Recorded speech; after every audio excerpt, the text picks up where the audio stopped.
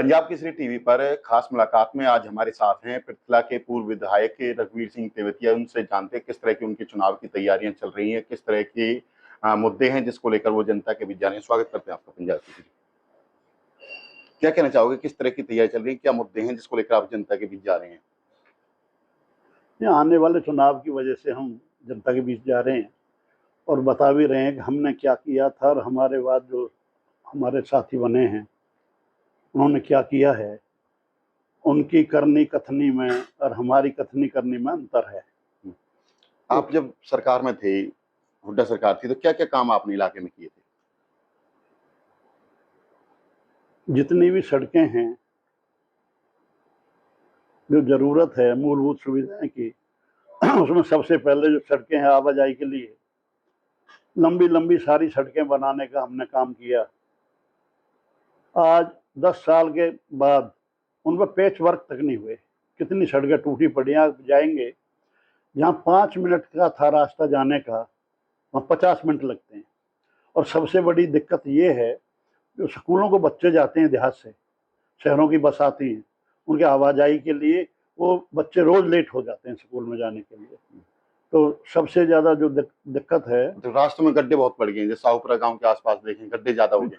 मतलब 10 साल में गड्ढे भी नहीं भर पाए। हाँ, आज तक इन गड्ढे भी नहीं भर पाए। आज देख लो, जाके नए गांव सोल्डी तरफ देख लो, अलावलपुर में देख लो। ये तो कहते हैं सरकार वाले, भाजपा वाले बहुत विकास कर रहे हैं, समान रूप से विकास हो रहे हैं। अगर समान रूप से होता तो 5 साल के जो विकास के लिए धनराशि लाए, उसका बंटवारा किस तरह किया, मैंने किस तरह किया, इन लोगों ने किस तरह किया, वो आपके सामने आ जाएगा। आप ब्लॉक में जाकर रिकॉर्ड देख लें, एडीसी के वहाँ रिकॉर्ड देख लें, 5 साल का मेरा देखें और 5-5 साल का उन दोनों का भी देखें, तो आपको पता लग जाएगी उसमें भेदभाव क्यों। उसमें भेदभाव भी, बदले की भावना भी और जातिवाद भी। किस तरह लगभग 104 गांव हैं। हम जब भी विकास के लिए धनराशि लाए तो बगैर भेदभाव के, बगैर बदले की भावना से, नेक नियत से, लगभग जनसंख्या के आधार पर हमने कोई गांव छोड़ा नहीं। जब भी हम विकास के लिए धनराशि लाए तो जनसंख्या के आधार पर लगभग कोई गांव नहीं छोड़ा। और उन गांवों में जहां हमने राशि दी है, मैंने ये नहीं देखा कहां हम जीत के आए हैं, कहां हार के आए हैं, किसी पंचायत ने डिमांड रखी या ना रखी है, किसी गांव ने हम बुलाए या ना बुलाए हैं, वहां का सरपंच मेरे साथ है या नहीं है, मैंने कोई ये नहीं देखा। हमने तो केवल ये देखा लगभग इस गांव की जनसंख्या कितनी है, तो मूलभूत सुविधा वहां होनी चाहिए। ये नहीं देखना कि हमें इन लोगों ने वोट दिए या नहीं दिए, बगैर भेदभाव के। समान रूप से आपने कार्य किए थे। हाँ, समान रूप से। कहीं भी आप जाकर देख लेंगे, किसी भी गांव को पता कर लेंगे। कई गांव ऐसे हैं जहां मुझे जब सेवा करने का मौका दिया था 9 से 14, 100 से भी कम वोट आई है, वहां हारे भी हैं, लेकिन उनको बराबर का उनका हक देने का काम किया है। कहीं भी आप जाके पता कर सकते हैं। ये क्या है, 104 गांवों में से ये कभी 60 में दे देते तो 44 में नहीं देते, 54 में देते तो 50 में नहीं देते। लिस्ट देख लें, लिस्ट देख लें इनकी कि इन्होंने कभी 104 गांवों की लिस्ट बनाई है क्या? सबको समान बंटवारा दिया है कभी? आपने जो, हम में और इनमें ये अंतर है। आपने जो स्टेडियम बनवाए थे, आज उनकी दुर्दशा हो रही है, खंडर बनते जा रहे हैं। हाँ, 2-2 फीट के खंडर बनते जा रहे हैं, उसकी रिपेयर तक नहीं की। वहां घास उग रही है, आज तक वहां कोई कोच नहीं रखे, तो वो आपके सामने जाकर देख सकते हैं। और क्या क्या काम किए, जैसे आज क्या करने की जरूरत है पृथला के अंदर? देखो, हमने तो वहां पहले ब्लॉक बनाने का काम किया था। पृथला के नाम से हल्का है, तो जरूरत थी।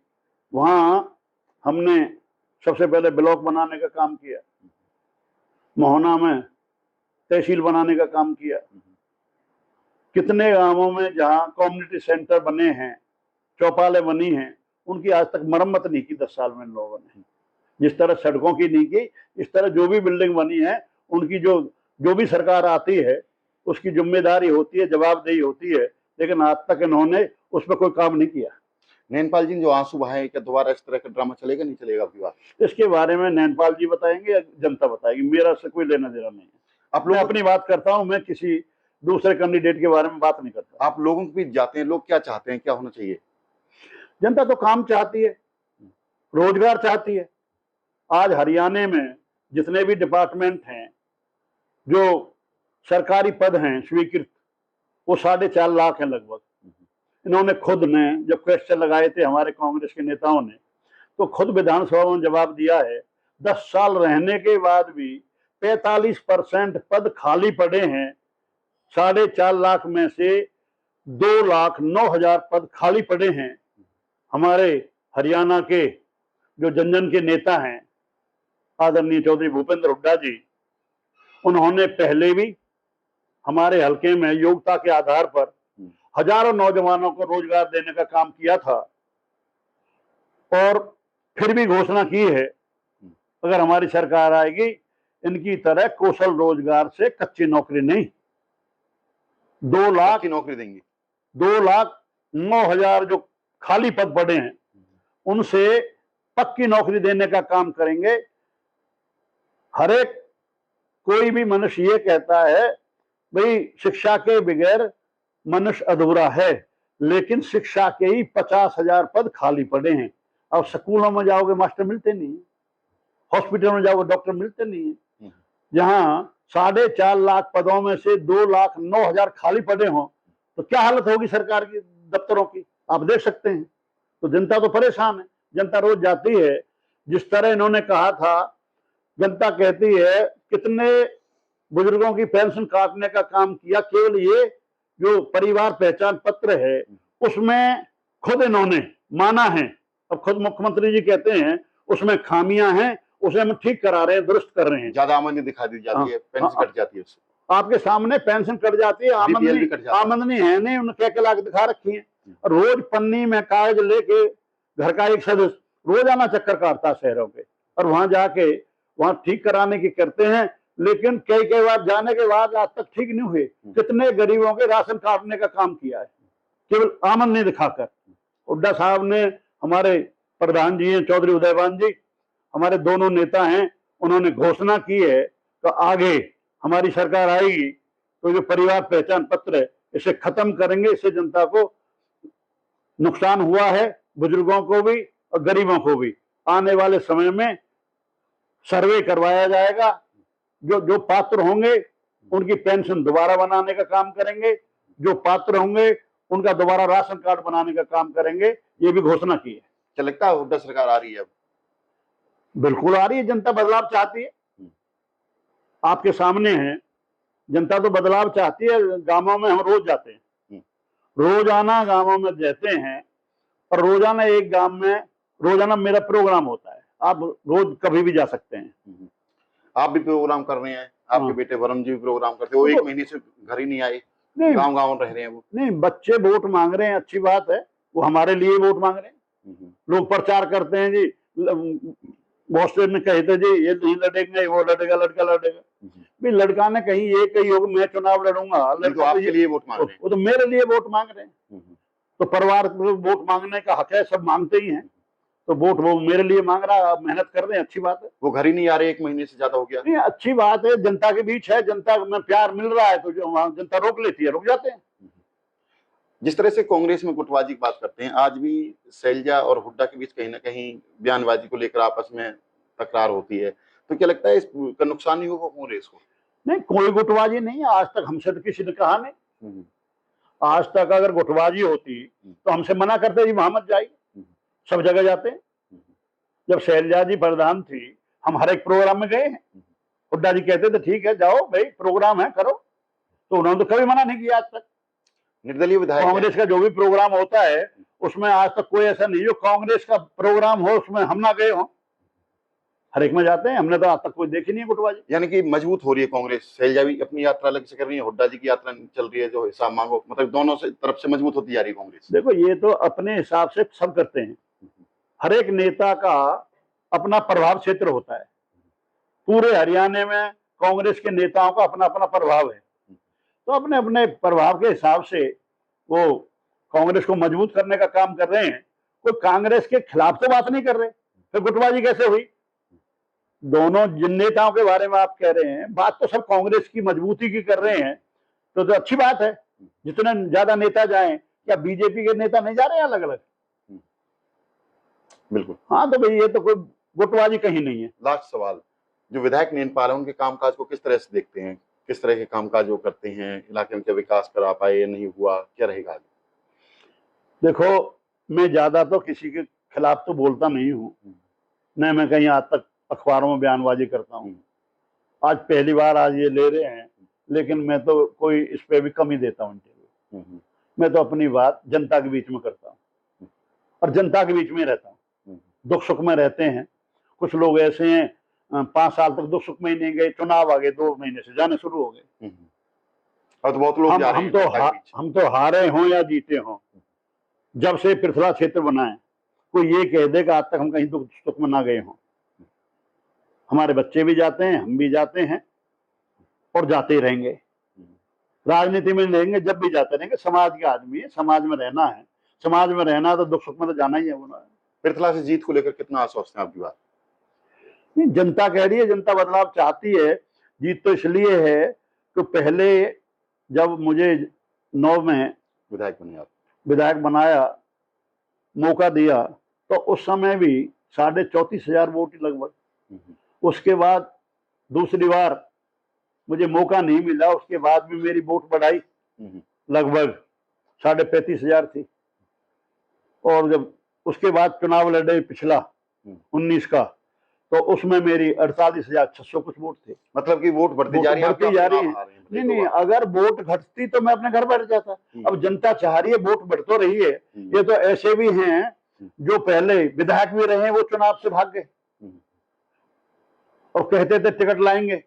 कितने लोग कांग्रेस में आते रहते हैं, कांग्रेस की बुराई करते हैं, कांग्रेस की बुराई करते हैं और कांग्रेसियों के पीछे घूमते हैं। दोनों जगह ट्राई कर रहे हैं, दोनों जगह जहां भी ट्राई करे। और तो वहां चौटाला साहब के वहां भी ट्राई करी, वहां से भी आ गए। पहले इसी तरह कांग्रेस में आने की कही, आज तक कांग्रेस ने नहीं लिए। अब कृष्णपाल जी के पास पहुंच गए, उनको लग रहा है टिकट मिल जाएगी। ये उनका काम है। मैं कोई टिकट बांटने वाला नहीं हूँ कांग्रेस का और नहीं बीजेपी का। मैं तो कांग्रेस का सिपाही हूँ, कार्यकर्ता हूँ। और कांग्रेस के हमारे जो नेता हैं वो ये कहते हैं, सर्वे हो रहा है, सर्वे में मुझे विश्वास है, जनता का आशीर्वाद है, रोज गांवों में जा रहे हैं, आप सर्वे कर लें, कहीं चले जाएं, हैं जी। तो एक तरफा और भी हमारे साथी मांग रहे हैं, सबका हक है मांगे, लेकिन सर्वे के आधार पर पार्टी टिकट देगी। और मुझे पूर्ण विश्वास है कि सर्वे में मेरा नंबर ऊपर है और उसी के आधार पर मुझे टिकट मिलेगी। और पार्टी यही चाहती है, जिताऊ भी हो और टिकाऊ भी हो।